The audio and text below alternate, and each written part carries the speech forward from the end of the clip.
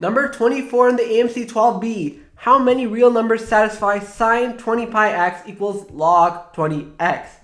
Seemingly a very simple statement, but we have sines and logs on one side. This is a little bit tricky. Let's see how we can figure this out. Okay, so first things first. How does log behave, right? Log 20 of x can go as low. It really ranges from it can be any real number, right? If you have like 1 over something really large, this will be a very negative number, log. If you have some very large number, log will be a very positive number.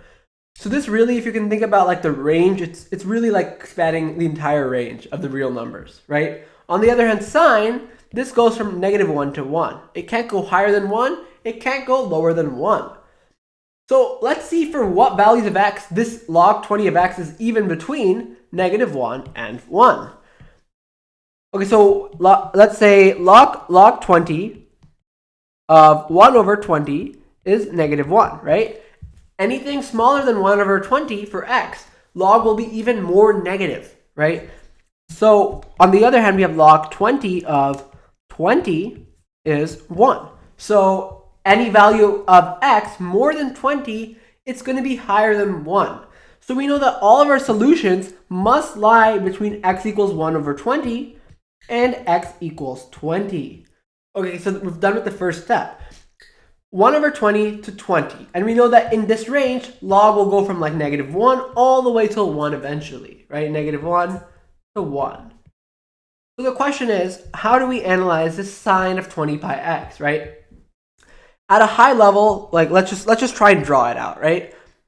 So let's say this is 1 and maybe this is -1, right? Something like that. So it's going to look something, I don't know, I'll try to draw this as best as I can. Something like that, right? Imagine it's like sine, or not like that. It'll go to 1, and then down to -1, and then to 1, and then down to -1. And then we'll just keep doing this, right? That's what sine will look like.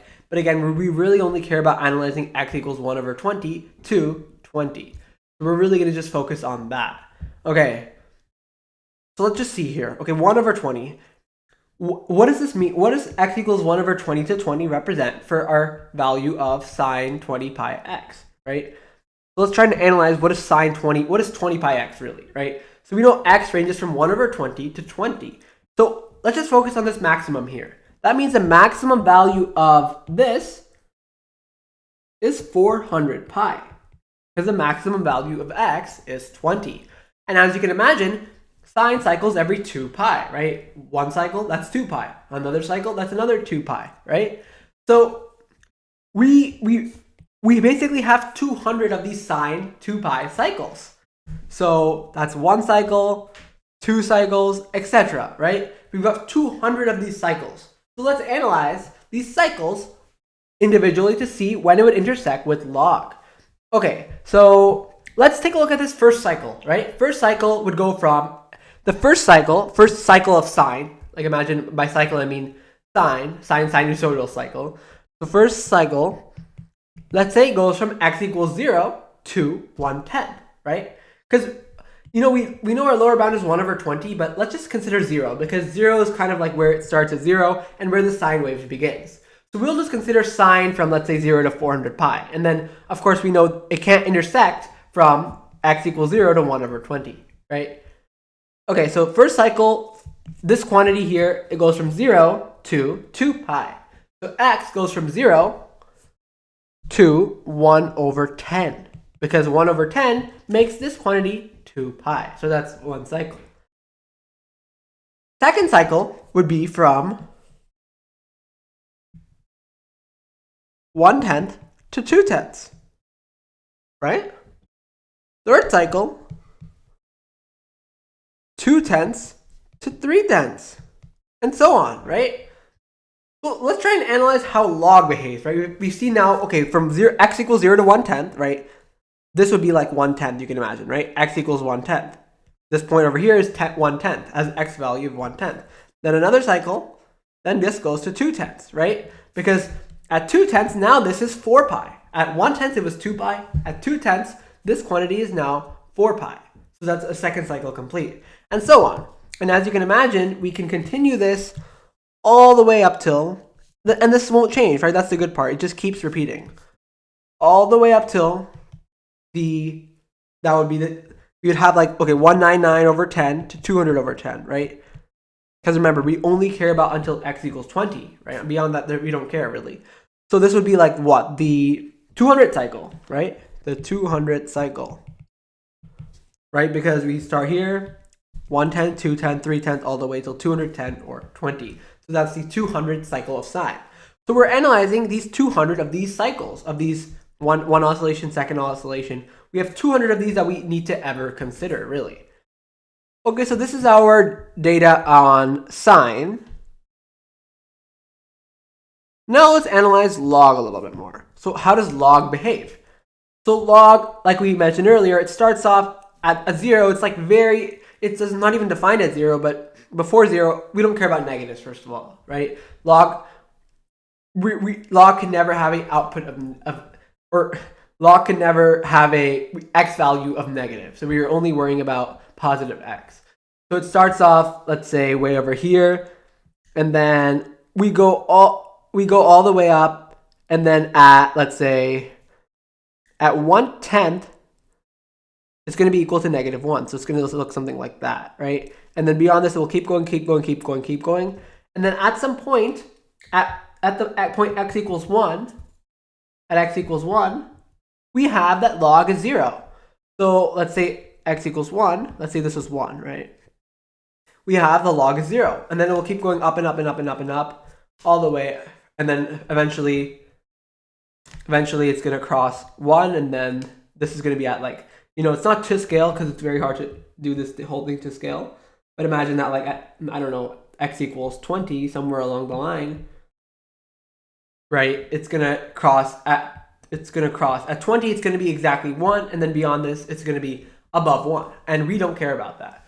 So now we have a very rough sense of how our function will look like. And even though it's probably going to be a little bit more smooth than this, something like that maybe. But for a rough high level, this is how the function behaves for our intents and purposes. Okay, so the key thing here is that at 1/10, this becomes -1. Let's hone in on that. So this is the point x equals 1 over 10, right? 1/10 comma 0 is this point over here. Because at 1/10, this is, right, this is not, at 1/10, it's going to be, at 1/10, that's not 1/10 over there. That should be 1 over 20th. Because remember here, we said 1/10 for the first full cycle. So then we have that this point over here, that's x equals 1 over 10, right? Because we have our first full cycle finishing at x equals 1 over 10. So this is kind of like the halfway point between our first cycle, and that's going to happen at x equals 1 over 20. This is x equals 1 over 20. And this is when it's going to be like half of our total period of sine is going to complete there, right? So this is the point halfway through the period, but it's also the point where log is equal to -1. So it's also this point over here. It's also, if you can try and align as best as possible, right here, let's say, where log is exactly equal to -1.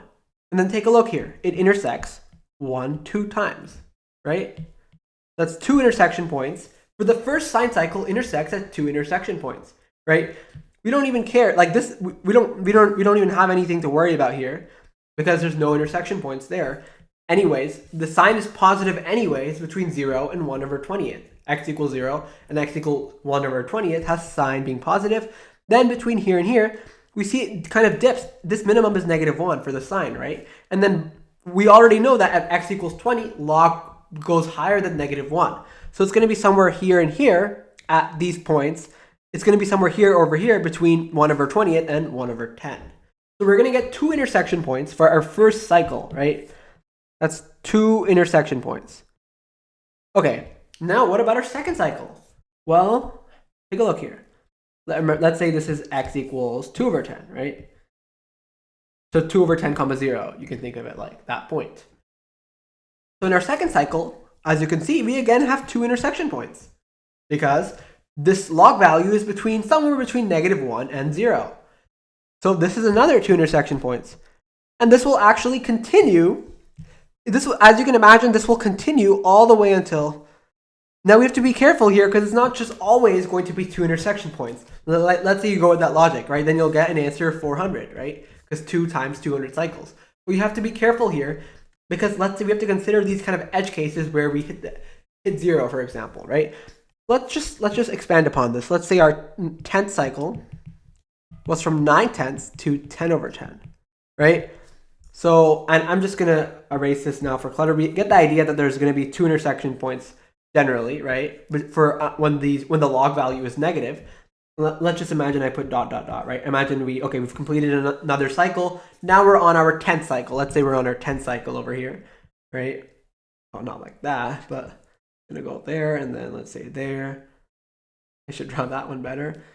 And then go all the way down to -1 and then come all the way back up. As you might imagine, right? Log at 1 is 0, right? Log base 20 of 1 is 0. And then at 1, we also know that this is going to be completing its 10th cycle. So at 1, that's the 10th cycle of sine complete. So we have 1 cycle, 2 cycle, 3 cycle, so on, all the way till the 10th cycle, where at the end of the 10th cycle, sine is also going to be 0, right? The 10th cycle ends at x equals 10/10, and at that point, sine is 0 at the end of a cycle. So at this point, both of the functions are 0. So technically, I mean, you can imagine what are these intervals? Are we saying they're open intervals or closed intervals? And depending on how you define it, we were just kind of dealing with the stuff in between. It didn't really matter up till now. So here we can kind of say we have one intersection point inside the interval, but then we also have like one additional point at the very end of our interval. And we have to be careful here. Like every other one up till now, first through 9 cycles, intersect 2 times. And this one is like 1 plus 1 with an asterisk. We'll see why in a second, right? Okay, and then let's see what the 11th cycle looks like, because now log is becoming positive for the first time, right? Log is now positive. So is it going to behave the same thing as when it was negative, or is it going to be a bit different? So 11th cycle, let's say, is 10/10 to 11/10. Okay, so that's going to look like that, right? Like something like that, right? Now, as you can see here, how many intersection points does this have? Well, now here's a key difference.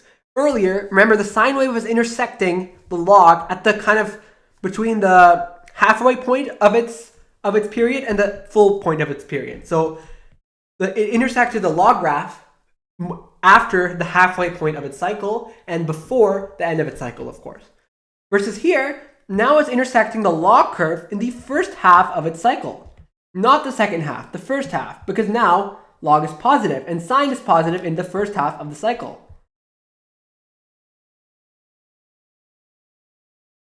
So here, okay, from 1/10, let's say this is 11/10, right? We see there's again one intersection point, and then we also have the same intersection point from earlier, right? So we have one intersection point inside this interval, and then we have like one more with like a asterisk. So let's just say there's one intersection point inside this interval, one intersection point inside this interval, and one additional intersection point at the endpoint of these intervals, right? So now, how does it behave afterwards? Let's say 11/10 to 12/10. It's going to look something like that. Again, 2 intersection points, but this time, let's say this is 12/10. This time, it's in the first half of its sine wave oscillation. So that's again 2 intersection points. I'm not going to write it, but x equals 11/10 to 12/10 has 2 intersection points, right? And then this will actually continue all the way up to the 200th, cycle of sine, which will, let's just take a look here. And again, I'm not going to draw 200 sine waves here, but let's say ... right?